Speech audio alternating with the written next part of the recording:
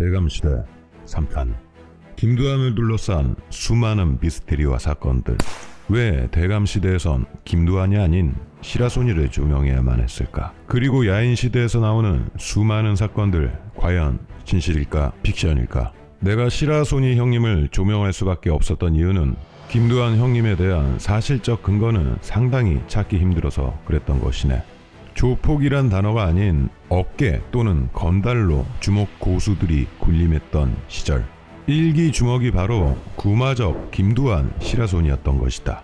당대 주먹 세계는 조선 주먹과 일본 주먹으로 분류된다네. 우리가 알고 있는 하야시 역시 일본인이 아닌 평안도 출신 선우 영빈으로 알려지고 있다네. 하지만 일본 편의 주먹 중 하나였던 것이지. 장군의 아들이라 불리는 김두한, 드라마 야인시대가 아니었다면 대한민국 역대 길거리 싸움 1위로 불릴 수 있었던 그였다. 그는 어려운 집안 사정으로 거지 생활을 하다 학교를 나왔네, 나오다 때려쳤네 이야기들이 많다만 정확한 행적은 알 수도 없고 앞으로도 알 수 없을 것이라고 하네.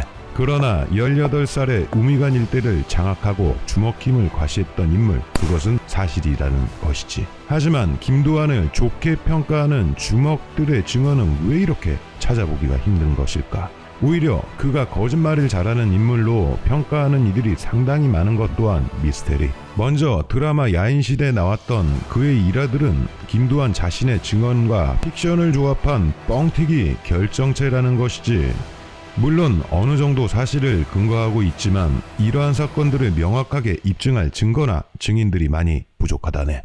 그도 그럴 것이 김두한 빼고는 행방이 묘연하던가 고인이 되었던가 했던 것이지. 그나마 생존해 있는 인물들은 김두한을 비방하거나 그 일화가 거짓이라고 증언하는 것도 참으로 이상한 것이네. 또한 1983년 고인이 되셨던 시라소니 형님은 말이 많은 분도 아니시고 실제로 자신이 당했던 동대문 린치 사건 역시 이정재와의 대질신문 중 시라소니, 이정재에게 동대문에서 집단 폭행 당한 적이 있지?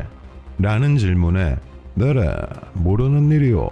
나는 그런 적 당한 적이 없소. 라며 사건을 묻어주신 과묵했던 남자 중에 상남자, 바로 이게 시라소니 형님 아닌가. 동대문 린치 사건은 참고로 실제 있었던 일 맞네. 당시 신문에도 보도되기도 했었다네. 당대 남아있던 주먹대부들 역시 시라소니는 최고라고 하지만 김두한 형님에 대해서는 말을 아끼지. 참으로 이상한 것이네.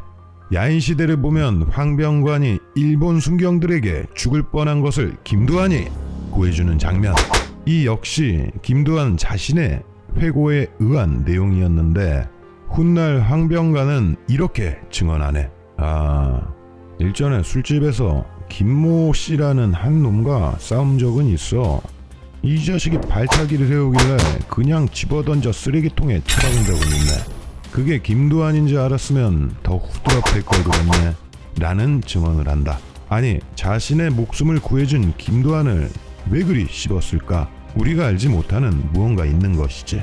당시 김두한과 같은 시대의 사람들은 오히려 저 자식은 왜 저렇게 구라를 까고 다녀? 라고 말하는 사람들이 상당히 많았던 것이네. 그리고 김두한이 주먹계의 대부로 올라갔던 상황을 묘사하자면 일본 정부가 가장 견제하고 싫어했던 것이 바로 조선 깡패들. 그래서 집중 단속 대상이기도 했었고, 이런 시국에 당시 김두한의 두목 구마적과 당대 거물주먹 김규환이라 불렸던 형님도 주먹계에서 사라진 일은 아마도 김두한 때문이 아닌 일제감정기 때 깡패 소탕에 무너졌기 때문이라는 주장이 더욱 강하다네. 잠시 구마적 형님을 묘사하자면 신장 183cm, 체중 110kg에 육박하는 당시로 치면 상당한 거구, 그리고 머리가 겁나게 크셨다고 하네. 헌데 실제 사진을 보니 호남형인데 멋있는데.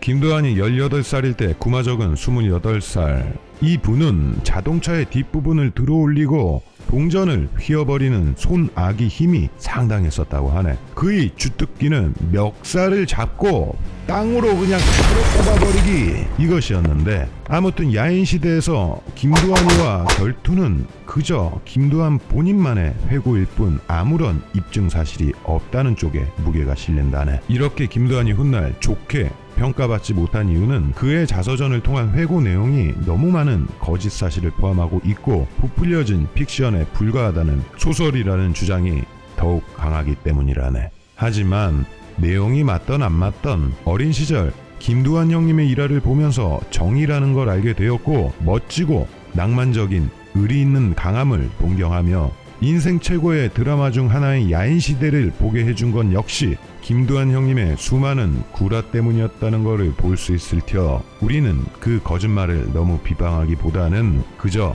감사하게 생각하는 것도 나쁘지는 않을 것이네. 그리고 모든 전설은 100% 사실은 아니라는 것. 주먹계의 전설 김두한 형님 그냥 전설로서 인정해 주시게.